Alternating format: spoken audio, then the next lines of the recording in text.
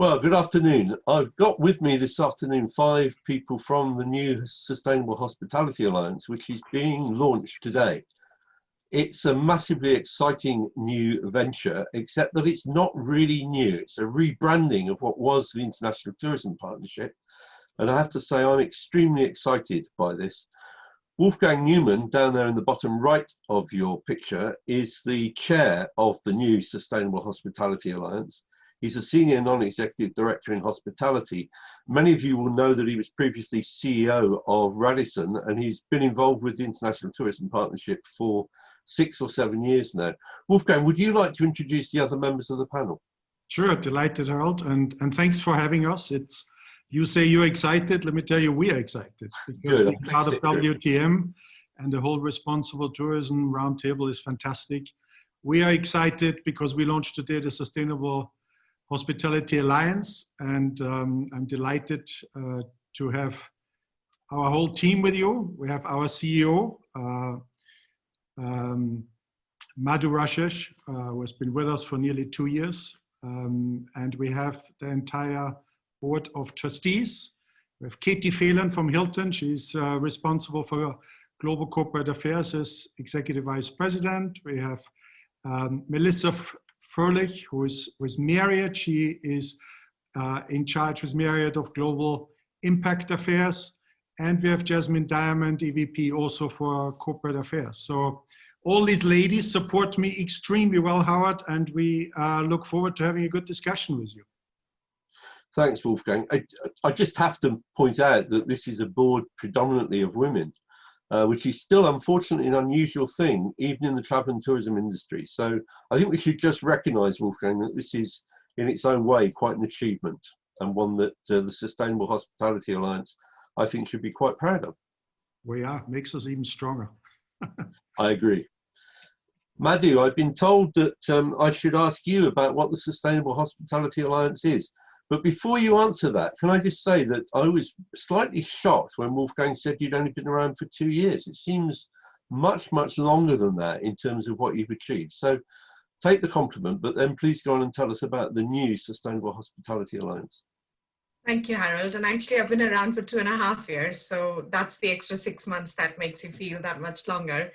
But it just feels like, I've been here long enough to feel I've almost always been here, and I've really enjoyed the journey. Sustainable Hospitality Alliance takes forward the work of International Tourism Partnership. International Tourism Partnership, as you probably know, is a membership organization, or it was a membership organization, which brought together engaged hospitality companies of different sizes, of different ownership structures, of different geographic footprints, to work collaboratively on key sustainability issues that were identified as the most material issues for our industry. It was launched, I think, first way back in the 1990s as International Hotel Environmental Initiative, and focused largely on environmental sustainability issues, but then expanded to include socioeconomic issues as well. That was through the integration of one of our sub-brands called Youth Career Initiative as part of International Tourism Partnership.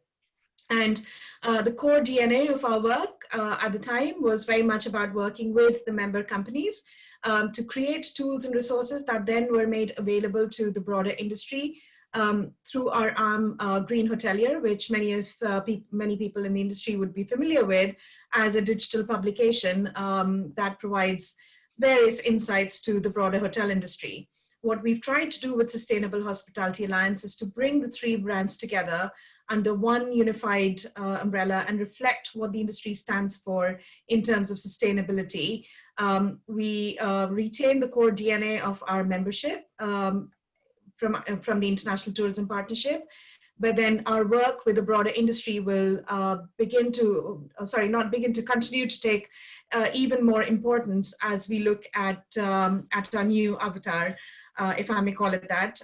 We are registered as a UK charity, so a lot of work will focus on creating resources to support the broader industry, learn from best practices from the member companies that help us innovate, that help us create unique solutions that address the needs of the industry, and carry that forward. I hope that provides you with a little bit of a flavor into what we aim to do. So, Maddie, you've just reassured me that you're going to stay true to the genetics of the International Tourism Partnership and maintaining this triple bottom line approach to what constitutes sustainability. I think one of the best moments in ITP's early history was when you broke away just from doing the environmental. You were amongst the first groups to make that shift, and it was extremely important leadership when you did it and recognized the importance of the socioeconomic agenda. And the YCI work, which you hardly ever really got the recognition for, most people didn't realize it was part of ITP, was again groundbreaking. And I remember the human rights work that you did, which was again completely groundbreaking. So I'm delighted to hear that that genetics will live on in the DNA of the Sustainable Hospitality Alliance. I think it's really important that people out there watching this don't think it's a new organization. It's a revitalization of a new organization with a really impressive track record in terms of what it's achieved. Wolfgang, I think you're perhaps best placed to answer this question. What do you think the collaboration between such big hotel brands as Marriott, Hilton, and so on, what does that bring to the table? Look, I mean, the challenges that we are facing as a society, as an industry, to protect our planet, I think they're huge, right? I mean, we are far off the Paris Agreement target of the famous 1.5 degrees. If you look at the current pace, we are probably heading more towards 5 degrees by 2100, and the consequences of that, they're all over us, and they're dire, and they cannot be ignored. So, and all of these 1.5 degree scenarios, they require really major shifts and changes, and to make them, we're challenged. And frankly, I think they're very daunting. Now, each of the companies, each of the hotels, they can do a lot, and they are doing a lot. But I think it has limitations. And when you do face a challenge like that together, then you're just much stronger. You're a collective force, you share experience, you share knowledge, you pull on one string. We have so many synergies that we can benefit from each other. And I think it's also important that we speak as one voice. We collaborate in a unified way with philanthropic organizations, with nonprofits, but we also coordinate all the government and all the lobby work. And I think one of the great things I believe is so unique. All of us, we know that when it comes to sustainability and human rights, that's not a competitive arena. That's a collaborative priority area. So non-competitive collaboration, doing it together and being together much stronger.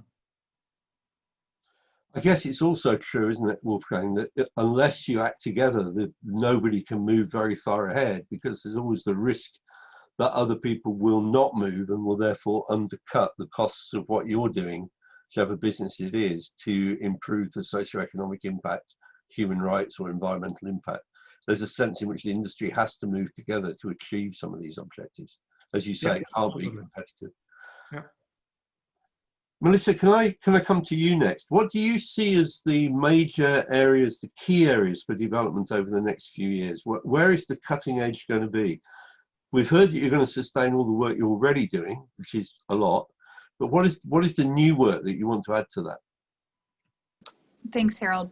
Well, I will say at this time, as the world is contemplating what recovery looks like, I think the industry and the Sustainable Hospitality Alliance is really taking the opportunity to figure out how can the recovery be more inclusive and more sustainable. So that's our sort of near-term opportunity. The interest level in ESG has not gone away during this pandemic at all. And so making sure that we are really being mindful of how we can do things differently going forward is where our group is going. 3 areas where I think we can really lean in and do more, of course, around climate action, as Wolfgang alluded, more around human rights. Harold, you mentioned some of the cutting edge work. There is more to be done. And then last, around inclusive employment, so that when the recovery starts to happen, it is fairer and more inclusive, and our industry is beautifully positioned to help with that. I will give a couple of examples. With regard to human rights, I think we can all agree that the economic fallout from the pandemic will continue to be very significant. And that, of course, means more vulnerability and folks get at greater risk for exploitation. In both labor and sex trafficking, we obviously have to remain vigilant and nimble. But in the near term, an example of a place where we should be looking is whether our existing trainings work in our new operating environments that are leveraging technology and less personal contact, right? So that's something near term that we can tackle together to figure out in this new operating environment, do our current trainings meet the needs? And then going forward as recovery evolves, how are we continuing to bring the resources and the appropriate trainings to our staff to make sure that they know what to look for as the world evolves.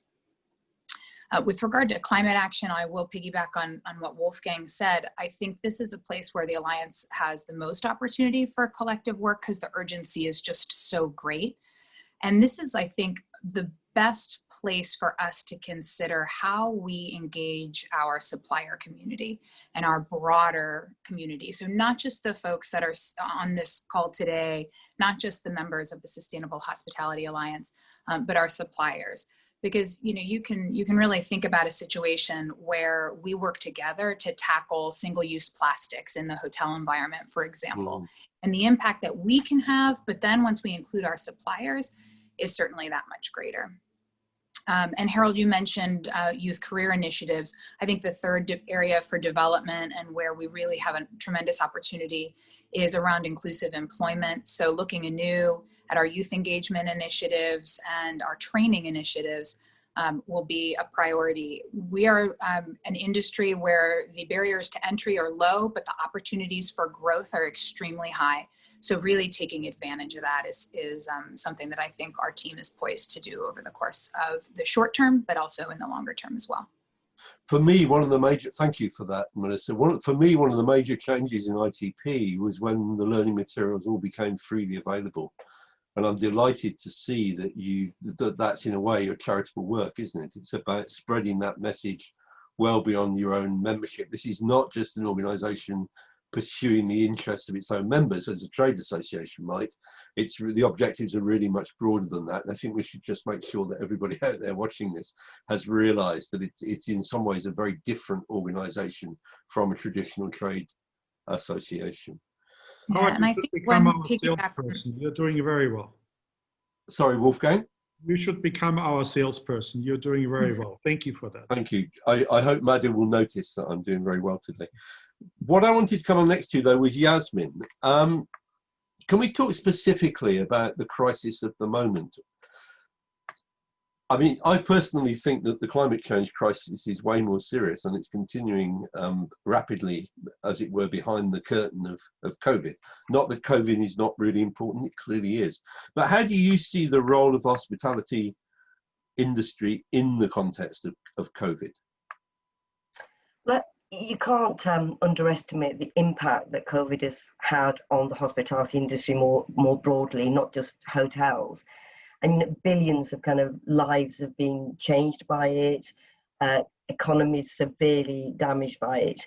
But also, hospitality, isn't it right? The cost, the recent UN policy briefing said that the pandemic will cost the tourism industry about 1 trillion in losses and threaten, millions of jobs. And I think, in short, it's had a huge impact, but coming out of this, you talked about the ESG, the S in ESG has really spiked. I agree with you about the environmental issues, and actually what COVID has shown is when, some of the environmental positivity that's come out of COVID, but the S in ESG has so spiked. And that brings me back to the whole piece around what we do in the communities. So, we all work in communities. All of our huge global hotel companies, IHG has got nearly 5,900 hotels across the world.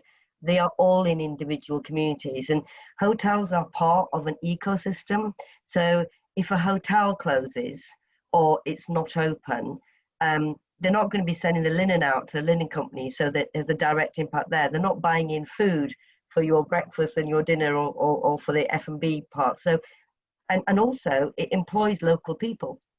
So although you're global in nature, the individual community impact is immense. And with COVID, I do think it really showed where companies were stepping up. And I think the hospitality industry did step up. I mean, our hotels were not being used for what we would traditionally use hotels for. So when we opened the arms out, and we, I think all of us had, first responders staying in the hotels. For IHG, we also housed homeless people to try to clear some of the streets of London from homelessness and the impact of COVID. So Melissa mentioned earlier around the cross collaboration, the cross industry collaboration. Some of this we won't be able to do by ourselves. We're too small, no matter how big our organizations are. And it's not just hotels and hospitality, it's the broader ecosystem. So it's the airlines, it's the whole journey that, Harold, you would take to go visit any one of our hotels. It's the airport, it's the airline, it's the taxi that brings you from the airport to the hotel. So there's a lot in shaping the recovery. That means we have to reach out broader than just hospitality, because we have to give consumers the confidence to be able to travel again and ensure that they're safe. So it's been a huge impact, but what's coming out for me really strongly is the role that hospitality plays within communities and the strength of that. And there is a lot that we can build off it. There's been a lot of negativity, obviously, but there's a lot that we can do going forward.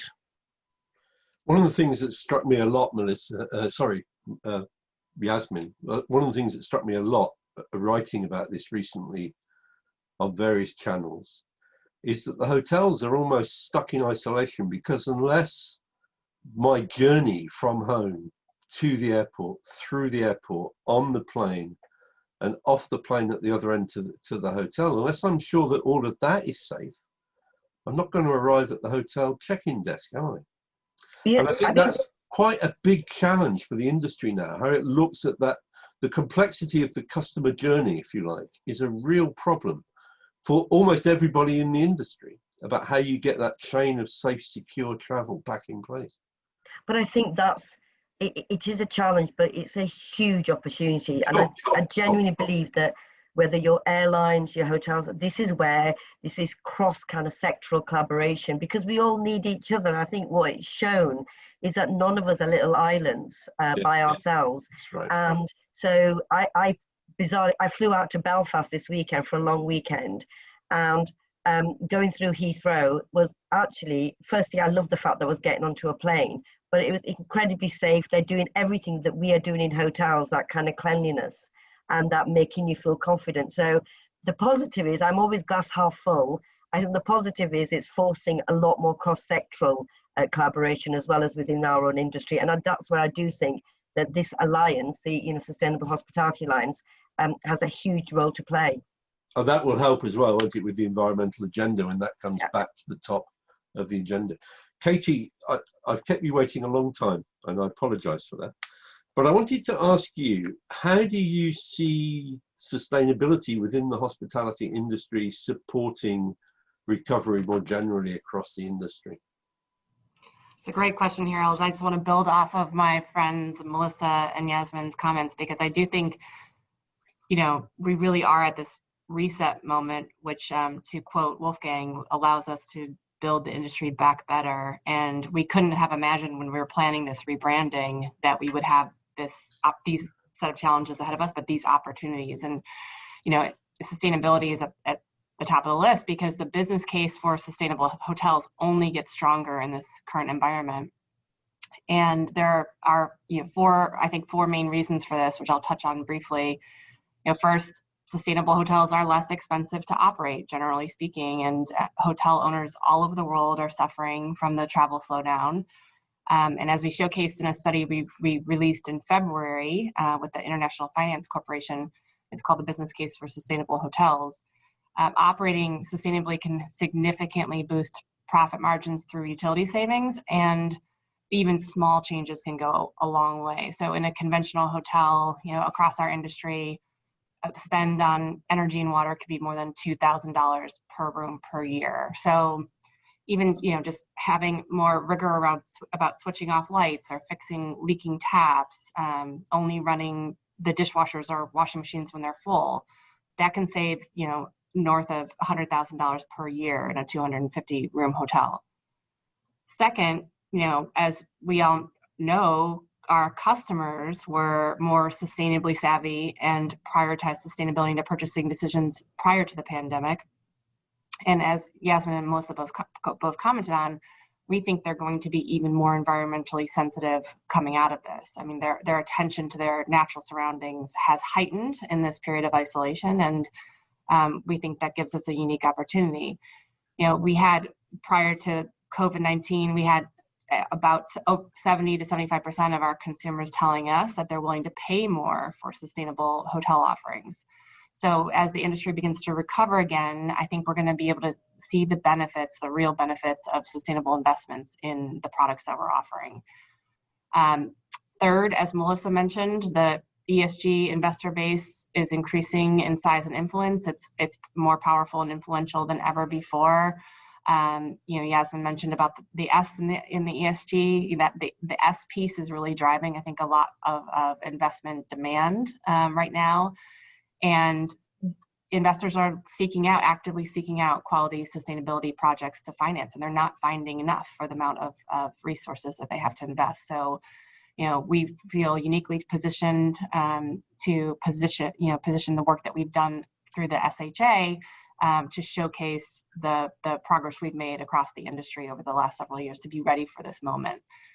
And then, finally, I think maintaining a focus on sustainability can help safeguard regulatory risk that is coming. Over 9,000 cities around the world have committed to or have already passed climate change legislation, which more times than not require large buildings to submit detailed environmental benchmarking data. And so by proactively addressing sustainability, our hotel owners can avoid significant regulatory risk down the road. So in New York City, for example, we're working on this intensely. Starting in 2030, buildings that do not meet the city's rigorous emissions requirements will need to be prepared to pay penalties about $1 million per year or more. There's also, on the flip side of this, a lot of government incentives, both fiscal and non-fiscal, that can help our owners come out of recover with more sustainable design at the forefront of their planning and make more economically viable capital investments for their hotels. So we're excited about that. So in short, we are, I think, rebranding at the perfect time. We have the right people around the table. We're ready to sort of maximize the opportunity in this moment to build back better. And with our colleagues across the industry, we're very confident that we can have a collective impact on the environment. I remember way back, and this was certainly not in one of your hotels or even any of the big chain hotels, but taking a photograph of that famous A board about not changing your towels too often, right next to a shower head that was non-aerated. Yeah. Now, the truth is, there are going to be more and more consumers who are savvy about these things, aren't they? And the consumer aspect of this, with young people coming through from environmental courses where they've learned a lot about this kind of technology and about the problems, I think there will, in addition to the things you've talked about, that consumer savvy is right there. They're on the threshold of being the people who are choosing to stay in your hotels, and that too, I think, will drive change. That's right. That's possibly right. quite quickly when that wave comes through. So it's not old people like me who buy hotels anymore, is it? It's the younger people who Well, it's interesting. cities. It's interesting, Harold, because the search data, the travel search data right now is predominantly Generation Z.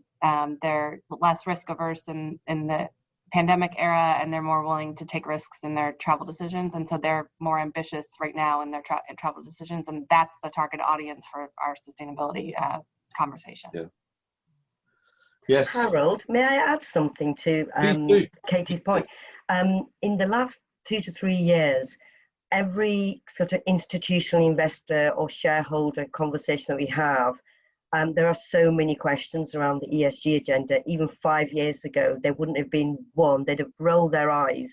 Whereas now, we get feedback on how we've handled the crisis, not purely from our balance sheet, but also about the responsible business nature of it. And it's now become something that the CFO, thank God, has to think about, because you know, you don't make the financial decisions separate from being responsible. So, and we're very fortunate that we've got people in our executive committees that completely, you know, get it and buy into it. But that separation, I think, now has gone, that there's a financial way of doing something, and then you look at how you do it. And we just get so many questions from our institutional investors now about it. Yes, it must be obvious. It's obvious all over all the sectors in a way, that so few sectors were strong enough really to cope with this crisis. And we've got very lazy, generally, I think, in the business world, of thinking about risk and about how you manage that risk for extreme events. It's not that long since the financial crisis in 2008. You might have thought that we would have learned from that, but clearly, generally, we didn't. And many businesses found themselves in a weak position to cope with the crisis. I think that will accelerate that process by which particularly the institutional investors become very concerned about the investment risk side of it, as well as the return, particularly with interest rates going to be as low as they are. Thank you for that. Madhu, can I come back to you? Obviously the ITP, the Sustainable Hospitality Alliance now, you are composed mainly of hotels with a long track record in dealing with issues of sustainability. But with your new charitable function and your outreach towards other hotels, what would be your advice for a hotel that's just getting started on this sustainability journey? Here we are in 2020, we'll be in roughly the same pretty bad place in 2021, I fear. What is your advice for a hotel group or a hotel now looking at becoming more sustainable? Where should they start on this massively complex journey? So I'll say a couple of things here, Harold. You know, it's why should they start? Well, there's a moral imperative, definitely, but there is an economic imperative, as Katie spoke about, the business case for action as well, which will become increasingly important as hotels reopen after the pandemic and look at getting back returns on investments to their investors. So that's going to be of increasing importance. But I think one of the things that the pandemic also taught us was that there was a lot of attention on how has every business responded to its local community's needs and been an active citizen. And we saw lots of good examples of things that hotels were doing when they were really struggling themselves to engage with the local communities, to sort of spread the message of hope, to respond to the needs. So whether it was converting hotels into shelters for refugees or victims of domestic violence or, quarantine centers, whatever it was, hotels were doing quite a lot, and that hasn't gone unnoticed. That's actually been a very positive vibe in the local communities, and there would be an expectation that people have for them to continue. And I think that might be a differentiator as well going forward. So there are a number of reasons why I feel this will become very important. What would I say to them? I think my big message to them would be, it can be quite daunting as you're beginning your journey towards sustainability. And I'd like to say, please don't feel like you're alone, because there is work that's been done by a number of the larger hotel companies that you can leverage. And a lot of the tools and resources are available for free of charge on our website. The Alliance, the Alliance is there to help hotels get started and move on with their sustainability journey. So please don't be afraid to reach out. A lot of trainings that the larger brands have developed, they've donated it to us to make it available to the broader industry. And we have numerous examples of training from Hilton that was donated to us, which helps hotels recognize the signs of modern slavery in their labor supply chain. We worked with IHG to develop a soft skills curriculum to help young people train for careers in hospitality. We are working with a number of our member companies and a number of other trainings which we would launch over the next 6 months. So there are those tools and resources that exist. So please reach out and use them. If you're thinking of sustainability, I think one of the big things is to audit where you are. and begin to measure and benchmark. And we have tools available for that as well. Our carbon and water measurement tools are used broadly by tens of thousands of hotels across the membership and are available free of charge with instructions on what those tools could do, or guidance documents as well. So please do download them from our website and sort of use them. One of the things I've learned is that buy-in from senior leadership in hotel companies and at hotel level is very, very important in making progress, and that's reflected in the composition of our board and our senior advisory council. So I think if you're getting started on your sustainability journey, engage with your leadership early so that you can get buy-in and decisions that you need to progress. So those are my key messages for the industry, but I think there's also another important stakeholder group that I would like to talk about, and that is the different stakeholders that need to come in for sustainability to actually, for you to make progress in sustainability. So whether that's people across the value chain, the owners, the investors, the operators, developers, they're all part of a jigsaw puzzle that needs to come together and work on it. And there are resources for them as well. My message to them is, let's work together on this. And then the other important group, and I'm really proud of the work that ITP has done in the past and work that the Alliance will take forward, is really our convening power and bringing different stakeholders across the table to want to collaborate. And whether that's governments or whether that is foundations or thought leaders, we convene them to come and work together with the industry. And a number of our programs, of some of the work we've done in Qatar around human rights and labor reform, or some of the work that we are doing in other parts of the world, is all through multi-stakeholder partnerships that I think are very, very important. So I'd like to just put that message out to that stakeholder group as well, that some of the challenges we face, especially in the post-COVID world, are too big for any organization or any industry to be able to solve on its own. Our members have certainly come together for an industry-wide collaboration, but like Yasmin was saying, that cross-sector collaboration is very important. I would say multi-stakeholder collaborations are also very important. So let's all work together, because that's the only way we will make progress at the pace that we need to make. Maddie, one of the things listening to you with that long catalogue of reasons why people should engage and about how to do it. But one of the things that's always struck me as being very different about hotels particularly, but accommodation in general, is that it's a non-movable asset. You can't just pick the hotel up and move it because the destination has become unattractive.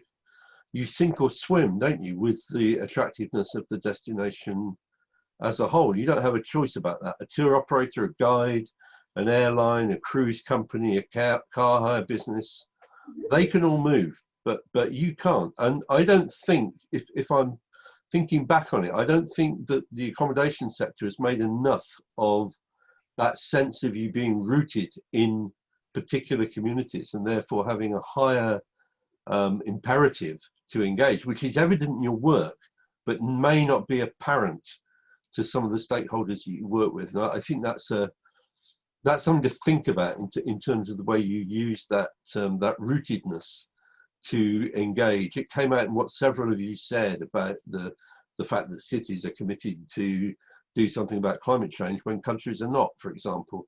And that's partly because you are rooted in cities and in rural areas and wherever you are. I think that's an opportunity for you in the Sustainable Hospitality Alliance. Absolutely, Harold. And what I'd say to that is that actually what COVID has highlighted is that there's a mutual dependency, because before COVID, the over-tourism debate was getting quite loud, but people have realized that as hotels close, that impacts the local community and the economy. So I think I expect there in 2021 to be a lot more realization in how we all need each other, and we are all part of an ecosystem that needs to come together and operate together for our shared future.